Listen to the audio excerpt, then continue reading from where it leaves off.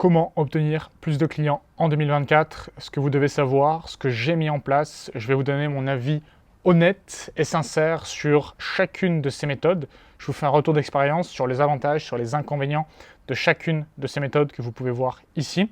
Je les ai toutes essayées, certaines que j'ai encore en place aujourd'hui dans mon business, d'autres que j'ai mis en place. Mais en bref, si on veut reprendre l'équation d'Hormozy, on a le trafic chaud, la personal brand, on a le trafic froid, le cold outreach, on a l'acquisition organique et l'acquisition payante. C'est les 4 points sur lesquels vous devez vous concentrer aujourd'hui si vous voulez avoir plus de clients. On va reprendre un condensé ici à travers les différents moyens que j'ai mis en place et que je vais développer dans cette vidéo. On passe tout de suite au cœur de la vidéo. Alors, premièrement, le cold email. Le cold email, je vais le placer en numéro 2. Je l'ai utilisé pendant très longtemps, je ne l'utilise plus aujourd'hui et ça c'est un tort. Je dois mettre en place une campagne d'email marketing pour tout simplement le follow-up parce que je commence à avoir beaucoup d'emails dans ma base de données que je n'ai pas encore utilisé parce que je me suis concentré jusqu'à présent sur la création de contenu qui m'a pris énormément de temps et je n'ai pas malheureusement pu être partout. Donc le cold email excellent surtout pour débuter. Vous avez des logiciels comme Lemlist, Instantly qui vous permettent de scraper des dizaines, des centaines, des milliers d'emails en instantané quasiment. Moi, quand je l'ai commencé, je le faisais à la main. J'allais sur chaque site internet de mon prospect pour trouver son adresse mail. L'avantage, c'est que c'était une adresse mail qui n'était pas saturée d'emails parce que les emails que vous achetez, forcément, vous n'êtes pas les seuls à acheter, vous n'êtes pas les seuls à envoyer des emails et bien souvent, c'est saturé. Donc, vous devez avoir un copywriting excellent et vous démarquer du lot dans la phrase d'accroche. Vous devez travailler le hook qui est très important. Moi, ce que j'ai fait quand j'ai débuté et notamment avec le cold email, je scrapais les emails à la main. Donc, j'essayais de trouver une liste de prospects cibles à contacter. J'allais sur chacun de leurs sites internet. Ça me prenait énormément de temps. C'était pas hyper scalable, mais par contre, ça a été efficace parce que c'est comme ça que j'ai obtenu mon premier client, mon tout premier client pour mon agence, que j'ai encore d'ailleurs, et c'était une chouette expérience. Le cold email, en revanche, voilà, ça demande un bon copywriting, ça demande de se démarquer parce que vous devez absolument aujourd'hui vous démarquer de toutes les personnes qui font du cold emailing pour gagner du temps, parce qu'ils ont la flemme de faire du cold calling, parce qu'elles ont la flemme d'aller chercher les emails à la main, parce qu'elles ont la flemme d'aller mouiller le maillot. Donc le cold email, oui, mais démarquez-vous absolument des personnes qui en font aujourd'hui parce que 95% le font de la mauvaise manière, ce qui entache la réputation de l'email marketing qui pourtant est très puissant quand il est bien fait. La prospection physique, alors paradoxalement, c'est pas quelque chose que j'ai fait. Par contre, c'est quelque chose, en tout cas dernièrement, je l'ai déjà pratiqué évidemment, c'est quelque chose que je vous recommande. Si aujourd'hui vous débutez une agence de service et que vous voulez travailler de manière locale, que vous voulez mettre en avant le fait que vous travaillez de manière à taille humaine, donc dans un bassin par exemple, je ne sais pas, le bassin parisien, le bassin méditerranéen, la prospection physique, ça vous permet de vous démarquer énormément de vos concurrents qui eux font du cold email par exemple, parce que vous avez un contact qui est physique. Pour commencer, c'est excellent parce que vous trouverez vos clients plus rapidement. En revanche, c'est hyper chronophage, ce n'est pas scalable du tout. Je ne vous le recommande pas pour scaler une activité. Par contre, pour obtenir vos premiers clients, je vous le recommande parce que vous allez vous démarquer du reste de vos concurrents. Donc la prospection physique, pour moi, ça va en numéro 2.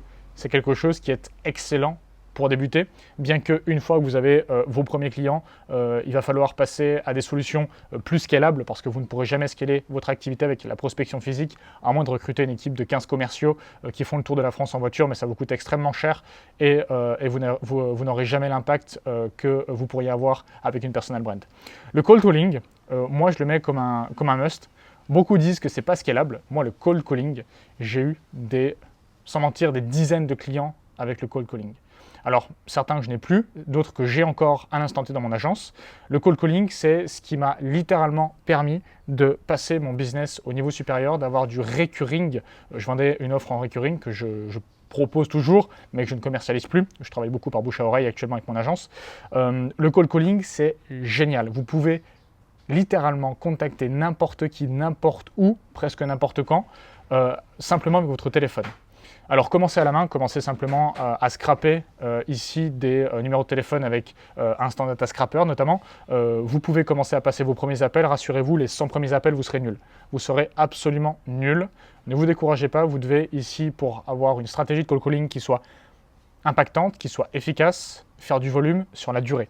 Parce que faire du volume sur 3 jours, ça tout le monde peut le faire. Par contre, faire du volume sur plusieurs mois, comme je l'ai fait, très peu le feront et c'est pour ça qu'aujourd'hui, énormément échouent en cold calling et très peu réussissent parce que très peu tiennent dans la durée en cold calling parce que c'est très dur. Imaginez-vous, vous levez le matin et vous dire ok, j'ai 150 appels à faire aujourd'hui, je vais me prendre 70 bâches, je vais me faire insulter par 10 personnes et peut-être que j'aurai 2-3 rendez-vous à la fin de la journée.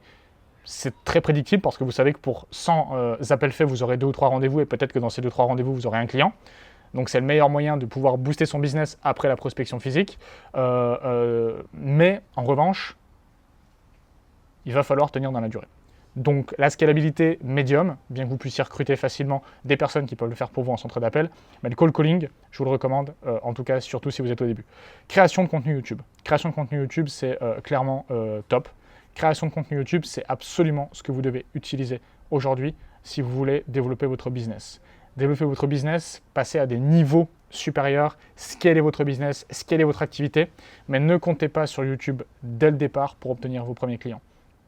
Pour obtenir vos premiers clients, je vous recommande plutôt peut-être le cold email, prospection physique, cold calling, mais le contenu YouTube, ça va prendre plusieurs mois avant d'avoir un flux régulier de leads qui viennent de YouTube. Ça prend du temps, il va falloir vous perfectionner en création de contenu, parce qu'au début, forcément, comme tout, vous êtes nul. J'ai été nul, les premières vidéos que j'ai faites, elles étaient nulles, mais je devais les faire pour être moins nul après. Donc, création de contenu YouTube, excellent. C'est un must-have. Moi, la création de contenu sur YouTube, c'est ce que je vais faire pendant les 10, 20, 30 prochaines années. Mais par contre, aujourd'hui, effectivement, quand vous commencez, ne comptez pas dessus pour scaler, développer votre business. Le cold DM, je pense que c'est effectivement quelque chose qui est très intéressant, la prospection à froid, parce qu'aujourd'hui, le cold DM, c'est ce qui vous permet de faire connaître votre offre de manière assurée et de manière prédictive à 50 voire 100 personnes par jour. Alors, encore une fois, si vous commencez, c'est un très bon moyen de pouvoir trouver vos premiers clients en parallèle du cold calling ou d'une séquence email. Je vous le recommande. Par contre, effectivement, à terme, il va falloir le déléguer parce que c'est quelque chose qui est chronophage et qui apporte peu de valeur au sein de votre entreprise.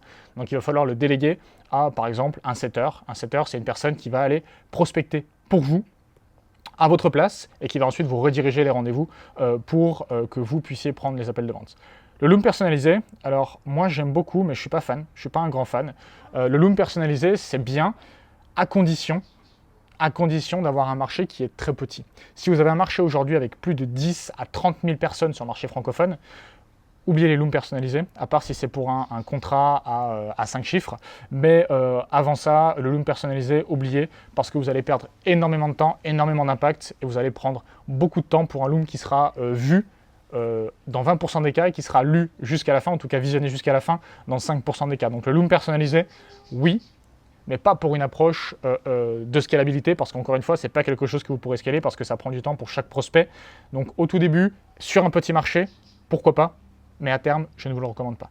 Création de contenu TikTok. Alors moi, personnellement, je l'ai fait, je le commence. C'est quelque chose qui fonctionne bien, à condition d'avoir la bonne stratégie. D'ailleurs, j'ai fait une vidéo, je crois que c'était cette semaine, qui a fait 400 000 vues. D'ailleurs, si vous voulez que je vous fasse une vidéo sur comment vous aussi faire des vidéos qui font 400 000 vues en format court, laissez-le en commentaire. Je vous prépare la vidéo dans la semaine prochaine. Je vous la sortirai, je vous donnerai la stratégie tout simplement de comment j'ai fait. Donc, pour en revenir à TikTok, très bien, pour avoir beaucoup de visibilité, mais par contre, c'est non qualifié. TikTok, c'est très très peu qualifié.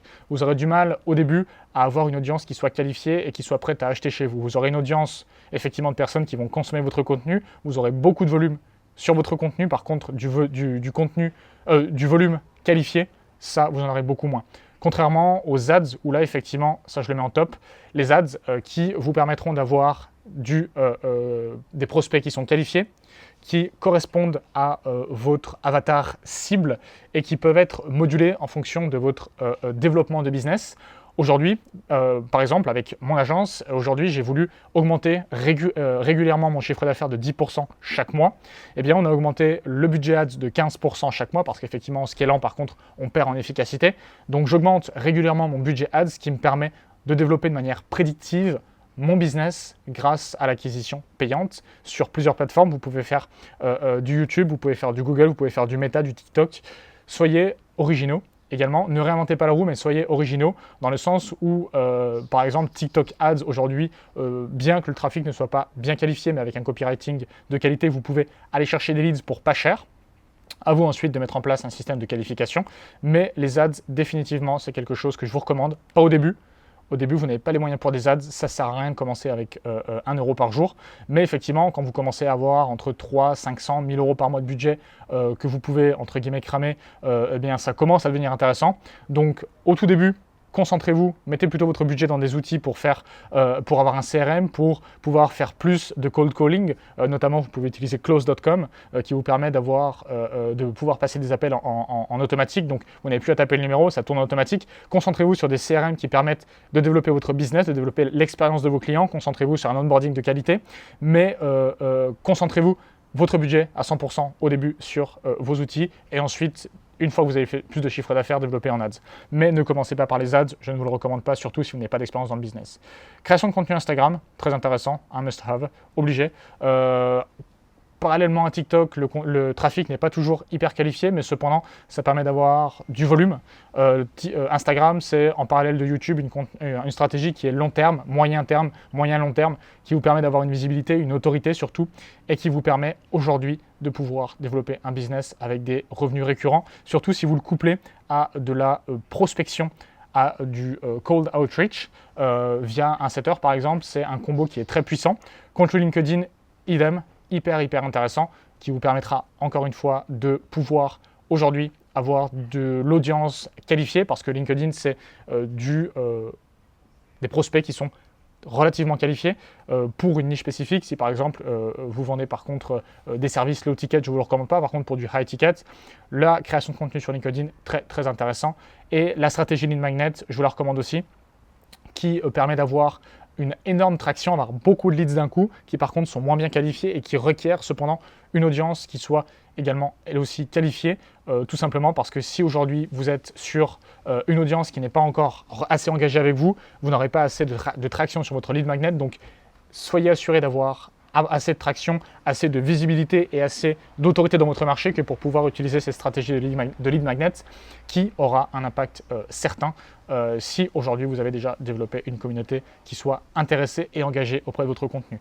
Bref, vous l'avez compris, chaque stratégie a un avantage, a un inconvénient. Ce que je vous recommande à terme, c'est de pouvoir cross-linker les stratégies, donc de pouvoir créer une pièce de contenu sur YouTube qui renvoie vers votre Instagram, ou de créer une story Instagram qui va renvoyer vers votre nouvelle vidéo YouTube, et en plus de coupler ça à des lead magnets, donc de pouvoir mêler les différentes stratégies.